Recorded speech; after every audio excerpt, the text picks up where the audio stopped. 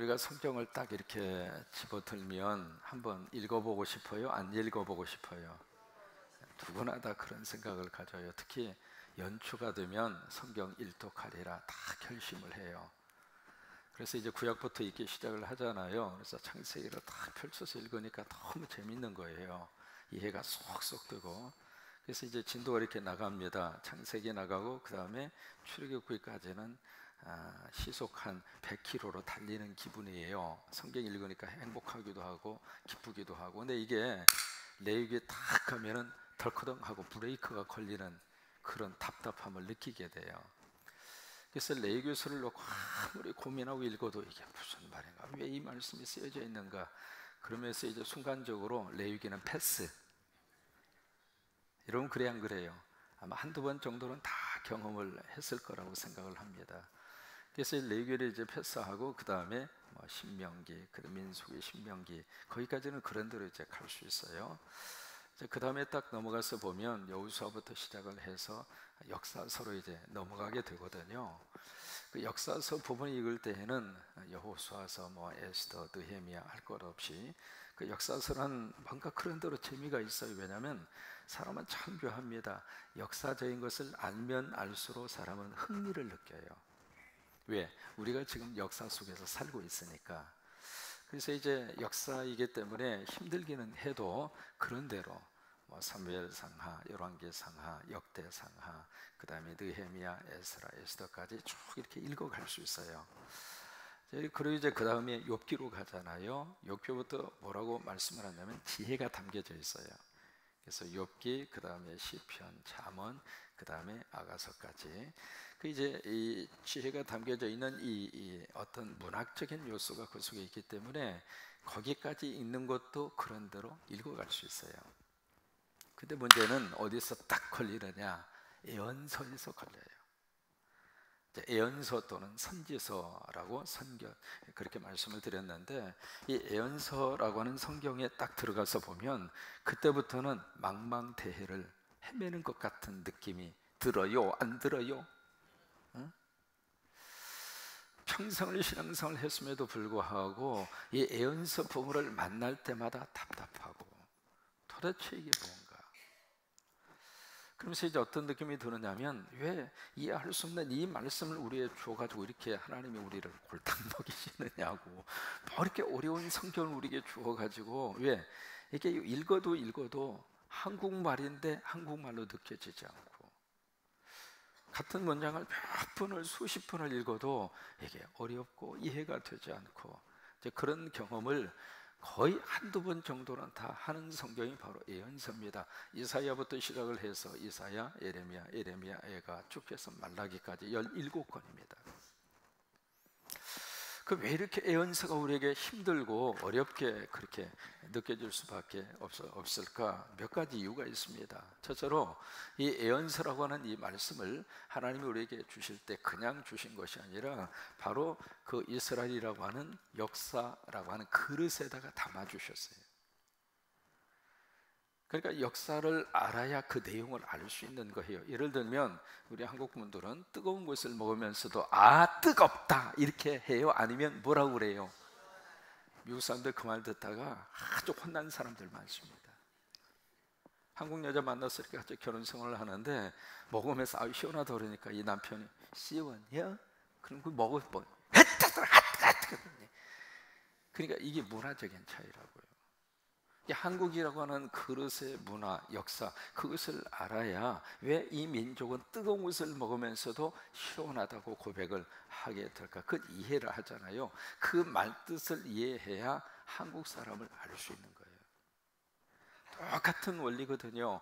이 선지, 하나님의 종, 이 예언자, 이 선지자를 보내셔서 말씀을 주셨을 때 그냥 갑자기 하늘에서 톡 떨어지는 것이 아니라 역사라고 하는 그릇에다가 담아주신 거예요. 그러니까 그 시대상을 알아야, 그때의 역사의 상황을 알아야 아하 이래서 이 말씀을 하나님이 주셨구나, 그것을 알 수 있는 거예요. 그런데 역사를 모르면 그 말씀의 진정한 뜻을 알 수가 어렵다고 하는 거예요. 그래서 모든 예언서가 그렇습니다. 시대가 있고 상황이 있고 장소가 있습니다. 모든 예언서에는 시대가 있고 상황이 있고 장소가 있다. 한번 해보세요. 모든 예언서는 시대와 장소와 상황이 있다. 그러니까 세 가지를 알아야 그 예언서를 주신 하나님의 본래의 의미를 알 수 있다고 하는, 시대를 알아야 되고 장소를 알아야 되고 그리고 상황을 알아야 된단 말이에요. 그래서 이제 지난주부터 제가 대예배 시간에 이걸 갖다 놓고 좀 그렸어요. 그렇게 한 이유가 있습니다. 뭐냐면 성경을 읽어가는 데 있어서 지도는 절대적입니다. 지도가 머릿속에 좀 들어와 있어야 이게 지금 예수님이 어디로 가시고 어디에서 지금 하시고 이 사건에 대한 진행 상황을 지도가 어느 정도 머릿속에 좀 들어와 있어야, 그래야 예수님의 행적을 따라가면서 예수님이 하시는 그 사역을 머릿속으로 들어올 수가 있거든요. 그 지도가 없는 상태에서 이 말씀을 읽다가 보면은 말 그대로 그냥 평면밖에 안 보이는, 입체적으로 안 보이는 거예요. 그 다음에 이 역사라고 하는 속에 뭘 담고 있는가? 두 가지를 담고 있습니다. 현재와 그 다음에 미래를 담고 있어요. 현재의 상황의 역사를 다루고 있고, 현재만 다루고 있는 것이 아니라 미래 사건도 함께 다루고 있습니다. 그래서 이 예언이라고 하는 것을 성경에서는 묵시라고 그런 거예요. 묵시. 이 예언서, 묵시라고 하는 말을 영어로 레빌레이션이라고 하는 말을 쓰거든요. 근데 리비라고 하는 것은, 비라고 하는 것은 이렇게 보여준다고 하는 뜻이에요. 그 다음에 리라고 하는 것은 다시라고 하는 뜻이거든요. 그게 라틴 말에서, 모든 영어가 라틴 말에서 뿌리를 두고 있는 거예요. 그래서 라틴 말을 공부하면 영어의 뿌리를 우리가 찾아갈 수 있는데, 여기서 그래서 이제 리비라고 하는 이 캐시, 묵시라고 하는 말의 뜻은 이렇게 다시 이렇게 보여준다라고 하는 뜻이에요. 이게 보여주는데 뭘 보여주는가? 미래적인 사건을. 근데 이 두 가지, 현재와 미래가 막 뒤죽박죽이 되어져 있는 거예요. 그러다 보니까 예언서를 읽으면서 참 어려운 거예요. 힘든 거예요. 이게 현재적인 것인가, 미래적인가, 현재적인 것인가. 그다음에 두 번째로, 왜 그렇게 예언서 자체가 우리에게 그렇게 힘들고 어려운가? 예언서 자체가 한글로 쓰여진 것이 아니라 뭘로 쓰여졌느냐면 히브리어로 쓰여져 있기 때문에 그래요. 언어 자체가 틀려요. 그래서 그 다른 언어를 한국말로 이렇게 옮기는 과정에서 모든 세상적인 언어는 그렇습니다. 완벽하게 이쪽 언어를 저쪽 언어로 번역할 수가 없습니다. 한국 사람들의 이 표현력은 말 그대로 끝내줍니다. 그냥 우리가 머리 아파요, 그렇게 말 안 해요. 머리가 찌끈찌끈, 머리가 퍽 하면서 그거를 영어로 표현할 수 있는 방법이 없어요. 미국 사람들 딱 한마디 하면 끝나요. 헤데이크, 두통이라고 하는 뜻이거든요. 그 딱 한마디 하면 딱 알아들어. 근데 한국에서는 머리 아픈 것을 그냥 두통, 그걸로 한마디로 안 끝나거든요. 이제 그런 것처럼 언어라고 하는 것은 완벽하게 이쪽의 언어를 이쪽으로 완전히 그대로 다 옮길 수가 없어요. 그러다 보니까 그런 면에 있어서 이 예언서 자체가 힘들게 느껴질 수가 있고, 그 다음에 세 번째, 왜 예언서가 그렇게 어려울까? 죄송합니다만 예언서에 대해서 잘 몰라요. 왜? 공부를 안 했으니까. 그래서 여러분, 이번에 이사야 새벽에 우리 함께 이사야 여행을 하는데, 이 여행을 통해서 이 예언서가 이렇게 좀 확 하고 열렸으면 좋겠어요. 왜요? 이 속에요 엄청난 하나님의 비밀이 담겨져 있거든요. 역사는 반복돼요. 역사는 반복된다. 시작. 다시 한번. 역사는 반복된다. 다시 한번. 역사는 반복된다. 수천 년 전에 유다와 이스라엘, 거기서 일어났던 그 역사가 한반도 안에서 그대로 일어나는 거예요. 그럼 보세요, 사람이 그 역사를 아는 사람은 두렵지 않는 거예요. 왜? 결과를 아니까. 그리고 답을 아니까. 사람이 결과와 답을 가지고 있는 사람은 오늘 조금 힘든 일이 있어도 조금 오늘 어려운 일이 있어도 거기에 주눅들지 않아요. 그리고 그것을 뛰어넘어서 그 결과를 바라보고 그 결과를 들여다보기 때문에 오늘을 더 힘있게 살아갈 수 있다, 그 말이에요. 지금 넘어졌어요. 넘어졌는데 결과적으로 하나님이 나를 세우시는 그 결과를 알고 있는 사람이라면 지금 실패하고 넘어진 것 때문에 인생 끝났다고 생각 안 한다, 이 말이에요.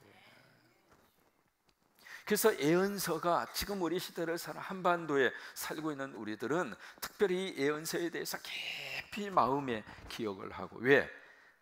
수천 년에 있었던 그 성서적인 예언의 역사가 오늘 우리 이 땅과 이 민족 가운데 그대로 일어날 거예요.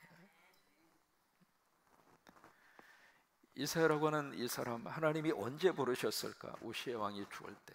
우시야라고 하는 사람이 55년 동안 그 나라를 통치해서 그 나라를 너무 잘 살게 했는데, 그래서 먹고 살만하고, 그래서 모든 백성들이 편안하고 안전하게 그렇게 살고 있었는데, 사람이 참 묘하게 이게 영적으로 병들기 시작해서 해서는 안 되는 짓을 우시야 왕이 하잖아요. 결국 그것 때문에 하나님의 진노를 받아서 문둥병에 걸려서 평생을 별궁에 외롭고 쓸쓸하게 살다가 우시야가 세상을 떠나요. 그 모습을 보면서 이사야가 충격을 먹는 거예요. 어떤 인간이 잘 나가는 사람이 저렇게 끝날 수 있는가? 우리는 옆 사람의 모습을 보면서 늘 물어야 돼요. 잘 되는 사람을 보면서는 저 사람이 뭐 때문에 저렇게 잘 될까? 믿는 사람으로서 그걸 물어야 돼요. 저 사람이 어떻게 돼서 이렇게 부부가 행복하게 살까? 또 뭔가 이렇게 자꾸 이렇게 좀 어려움이 있고 어떤 문제가 발생했을 때에는 그 가운데서도 물어야 돼요. 왜 그럴까? 그런 것처럼 이사야는 우시야 왕이 죽을 때에 그런 충격을 받고 하나님의 소명을 받아요. 하나님의 소명을 받은 다음에 그 다음부터 아하스라고 하는 왕, 그 다음에 히스기야라고 하는 왕. 히스기야는 많이 들어본 왕의 이름이잖아요. 그 다음 므낫세라고 하는 왕. 이 세 왕을 쭉 거치게 돼요. 거치게 되는데, 그러면서 이제 므낫세라고 하는 이 왕은 끝까지 가지를 못해요. 나중에 이제 이 이사야가 완전히 그 순교를 당하게 되는데, 므낫세 이 왕이 초기까지 예언 활동을 하거든요. 하는데 이 아하스라고 하는 이 왕이 통치할 때는 이 어떤 정책을 썼느냐면 바로 친아수르 정책을 써요. 친아수르 정책. 그러니까 이스라엘 백성들이 이 저기 국제 정세 틈바구니 속에서 막 지금 뭐 그냥 이리 치이고 저리 치이고, 그리고 어떤 위험 상황, 그 뭐 지금 뭐 북한이 미사일 쏘아대고 뭐 뻥뻥 별짓을 다 하는 것처럼, 그때 이스라엘 사람들은 우리가 느끼는 긴장감, 우리가 느끼는 불안함 그 이상으로 국제 정세 자체가 지금 그런 상황 속에 있거든요. 그러니까 이쪽 유다에 살고 있었던 이 아하스라고 하는 왕은 바로 위에 있는 이 아수르, 차라리 아수르에게 붙자, 그게 우리가 살 길이다, 그 생각을 가지고 친아수르 정책을 계속 이렇게 펼치려고 그러고, 그러다가 아하스가 세상을 떠나고 히스기야가 왕이 된 다음에는 히스기야는 생각을 바꿉니다. 아수르가 아니라 여기는 애굽이다. 애굽이 우리가 살 길이다. 그래서 이제 애굽 쪽으로 자꾸 손을 펼치는 거예요. 애굽을 잡아야 우리가 산다. 그게 히스기야의 정책이란 말이죠. 하나님은 바로 이사야를 통해서 아하스와 히스기야 이 두 사람이, 그리고 거기를 동조하는 거기에 백성의 지도자들, 그리고 백성들도 마찬가지고 아수르를 잡으려고 하는 아하스나 애굽을 잡으려고 하는 히스기야나 하나님께서 주시는 말씀은 그게 답이 아니다. 그 메시지를 바로 이사야를 통해서 60년 동안 그 메시지를 하나님이 지금 전하고 있는 거예요. 그런 답은 뭐냐? 하나님께 돌아와라. 여러분, 이 하나님의 음성이 구태의연하게 느껴지십니까? 하나님에게 돌아와라. 아니, 뻔한 답을 뭐 그렇게 하십니까? 안 돌아오니까. 사람이 알고 있다고 지금 모든 게 다 해답이 있는 게 아니거든요. 제대로 뼛속부터 시작을 해서 정신 상태부터 시작을 해서 영적으로 정말 하나님 앞에 돌아와야 되는데, 말씀을 들을 때는 돌아와야지. 그리고 뒤돌아서서 가면 무슨 그렇게 하고 있으니까 하나님의 답답한 심정에서 오죽하면 하나님의 종이 평생을 배옷을 입고 그렇게 할 수밖에 없는 하나님의 심정 이해를 하십니까? 아이들이 그래요. 부모님의 한 말씀 딱 해서 알아먹고 아이가 그렇게 해주면 행복해요. 두말할 필요 없고 그냥 알아서 해주면 너무 행복해. 그런데 해도 말을 안 들어.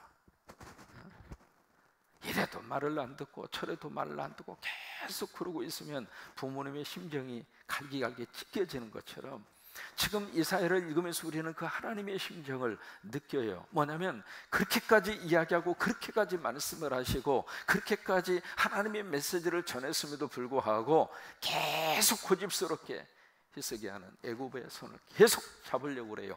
오늘 말씀의 배경이 바로 그런 배경이에요. 그 배경 속에서 지금 무슨 말씀을 주시고 있느냐면, 자, 한번 말씀을 보실까요? 15절입니다. 15절의 말씀에 자기 계획을 여호와께 깊이 숨기라는 자들은 화 있을진저 그들의 일을 어두운 데서 행하며 이르기를 누가 우리를 보랴 누가 우리를 알랴 하냐. 이게 무슨 말이냐면, 지금 자기의 계획, 그 계획이 뭐냐면 히스기야가 이 애굽과 손잡으려고 하는 동맹 관계를 맺으려고 하는 속셈을 말하는 거예요. 이제 그걸 하면서 누가 이걸 알겠느냐 이 말이에요. 누가 이것을 속속들이 알 수 있겠느냐. 무슨 말이에요? 하나님이라 할지라도 우리 애굽하고 동맹 관계 맺으려고 하는 것을 알 수가 있겠느냐. 그거예요. 지금 벌써 1장부터 28장까지 하나님의 말씀을 들었음에도 불구하고 29장에서 그 모습을 보이는 거예요.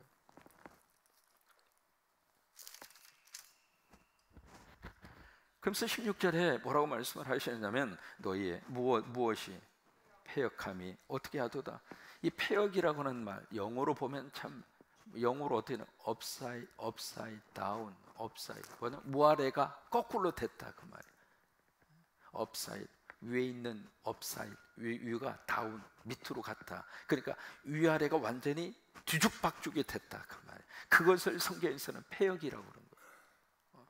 너희가 지금 완전히 정신 상태가 완전히 지금 엉망으로 지금 뒤죽박죽이 돼버렸구나. 왜요? 하나님이 뻔히 지금 보고 있는데 하지 말라는 짓만 골라서 지금 왕이 하고 있으니, 그래서 너희가 지금 완전히 위아래가 완전히 위가 올라가고 아래가 완전히 업사이드 다운, 완전히 그렇게 돼버렸다 그 말이에요. 그러면서 이제 비유 하나를 여기서 들고 있습니다.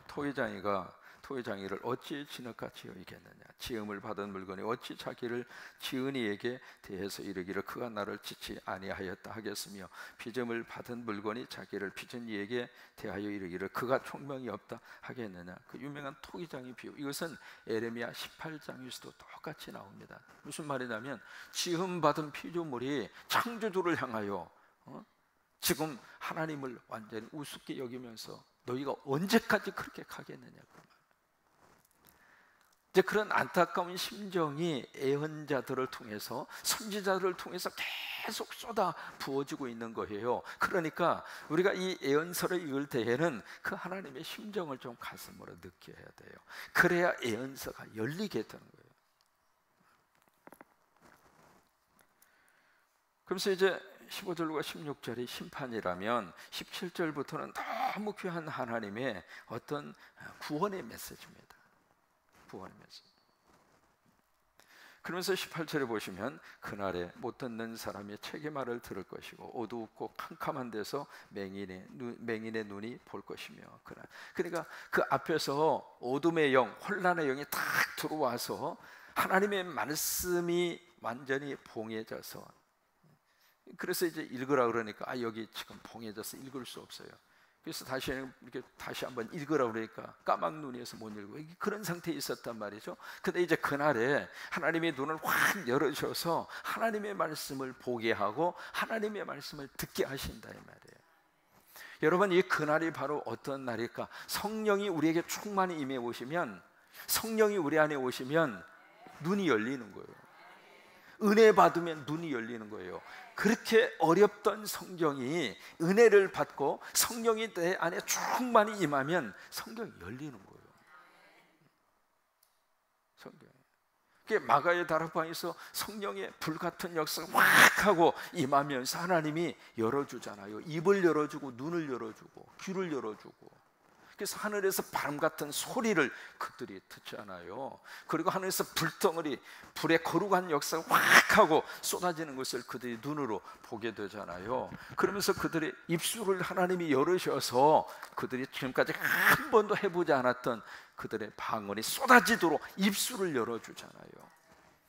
여러분, 그날이 되면 하나님이 막힌 것들 다 열어주신다.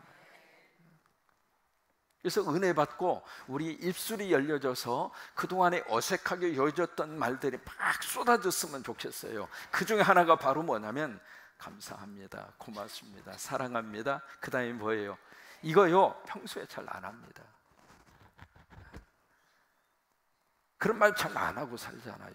특히 늘 함께 살고 있는 내 아내에게, 남편에게 감사합니다 해보셨나요? 잘 안 하는 거예요. 왜? 당연한 거니까. 고맙긴 뭐가 고마워. 좀 안 해주는 것 때문에 입이 이만큼 나와가지고 말. 당신 그럴 줄 몰랐네. 모르긴 뭘 몰라. 알고 살아야지. 왜? 그 인간이 그 인간이니까. 뭐 거창한 걸 얼마나 기대를 했길래. 어차피 하나님 성경 말씀 속에 다 말씀을 다 해두셨잖아요. 착각하고 사는 내가 잘못이지. 현실을 인정하고 현실을 현실대로 받아들이고 그 안에서 예수 믿는 부부답게 살아야 할 이유가 있을 거 아니겠어요? 왜? 어차피 우리 인생 짧게 끝나고 갈 거니까. 그러면 가장 가까운 사람 속에 하나님께서 은혜를 쏟아부어 주셔서 막 열려야 될 거 아니겠어요? 그 중에서 입이 좀 열려야 돼. 무슨 입이 열려야 되는가? 이게요, 어둠이 영이 주는 입은 이미 많이 열렸어. 그건 훈련하지 않아도 자동이야. 당신 이거밖에 못하잖아, 당신 이게 틀렸어, 이게 문제야. 이거는요 훈련받지 않아도 잘 나옵니다. 근데 이게 하늘의 언어는 이게 훈련받지 않으면 잘 안 나오는 거예요. 감사합니다, 고맙습니다, 사랑합니다, 행복합니다. 이게요, 이게 잘나네. 이게 열려야 돼, 열려야 돼. 이 시간에 서로 감사합니다, 서로 감사합니다, 고맙습니다, 사랑합니다, 행복합니다.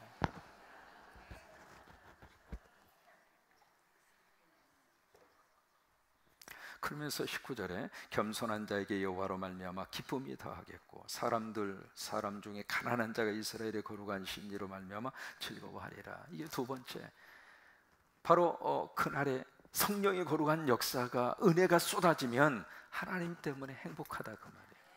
그것을 참 멋지게 한 문장으로 표현한 사람이 하박국이에요. 비록 무화과 나무, 그 다음에 우리의 외양간에 없을지라도 나는 여호와로 말미암아, 참 기가 막힌 그 감사의 영성의 클라이막스가 하박국이에요. 우리는 이것이 있어도 불평, 저것이 있어도 불평, 이것이 계속. 그러니까 우리가 전부 다 찌라도로 좀 이민 가야 돼. 없을지라도, 좀 부족할지라도, 마음에 안 들지라도, 내 자녀가 1등을 못했을지라도, 아멘하기 싫잖아. 그때 다 찌라도로 보따리 싸가지고 다 이민 전부 다 가가지고 그 동네 가서 그저 하나님 때문에, 내가 믿는 하나님 때문에, 그 하나님 때문에 하나님 감사해요, 하나님 행복해요, 하나님 너무 좋아요, 그 말 좀 하고 좀 살았으면 좋겠어요. 늘 마음속에, 머릿속에 그냥 얼마나 더 가져야 행복하겠어요, 얼마나 더 많이 먹어야 됐다고 생각해요.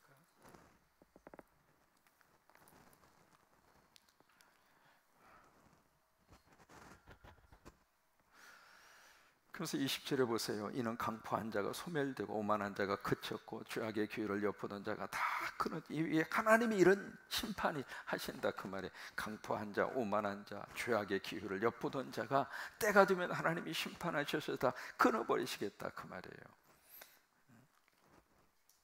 그래서 22절, 그러므로 아브라함을 구속하신 여호와께서 야곱 족속에 대하여 이같이 말씀하시되, 이게 무슨 말이냐면 여기 아브라함을 구원하고 아브라함을 살려내신 하나님이 이렇게 말씀하셨다. 이게 This is what the Lord say. 이것이 하나님이 하신 말씀이다 그 문장이거든요.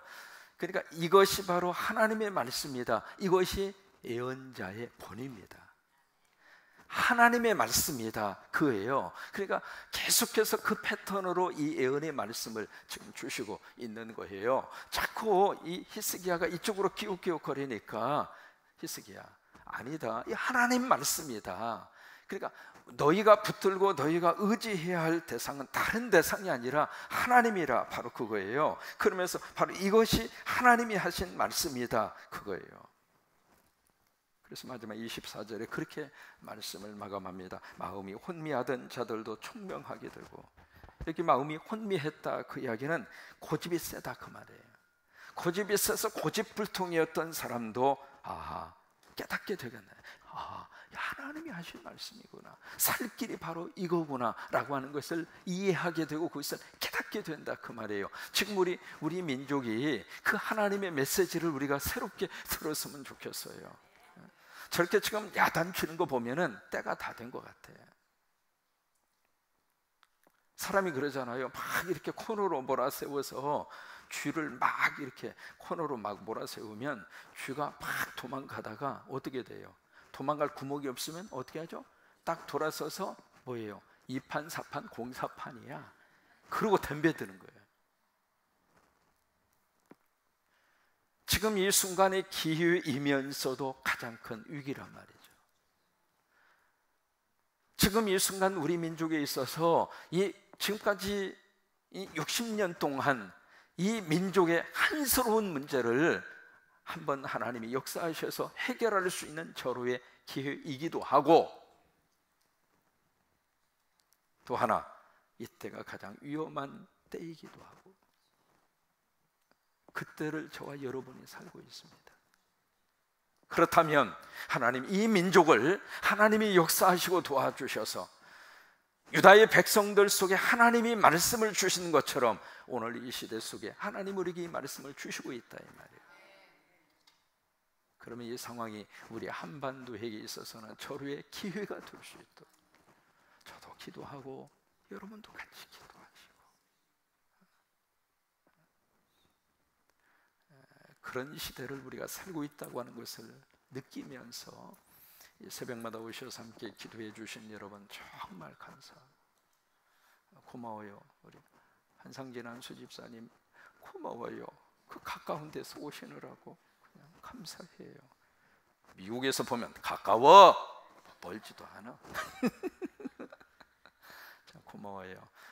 이 새벽에 함께 하셔서 여러분 감사하고, 내일 한 번만 더 나와야 되겠죠? 목사님 자꾸 그러지 마세요. 아니, 이게요 계속 하려고 그러면 힘들어요. 그러니까 한 번만 더 나온다 생각하면 할 수 있는 거예요. 왜? 어차피 9월 1일까지는 계속 나와야 되니까. 자, 서로 한번 약속하세요. 내일 한 번만 더 나옵시다.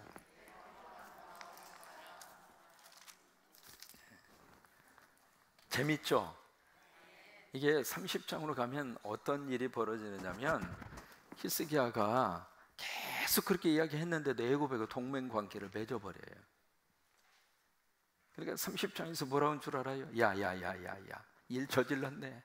세상에 사람이 말이죠, 그렇게 고집이 세요. 하지 말라고 그러면 더 합니다. 잔디밭 다 캐서 잔디밭 밟지 마세요. 그럼 꼭 거기에 길이 나 있어.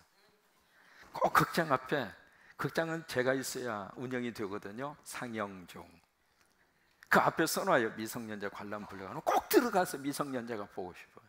사람의 심리가 참 묘해요. 하지 말라고 하면 더 하는 거예요. 결국 히스기야가 애굽하고 동맹 관계를 맺어요. 하나님이 어떻게 말씀하시는가 내일 새벽에 나와야 들을 수 있어요.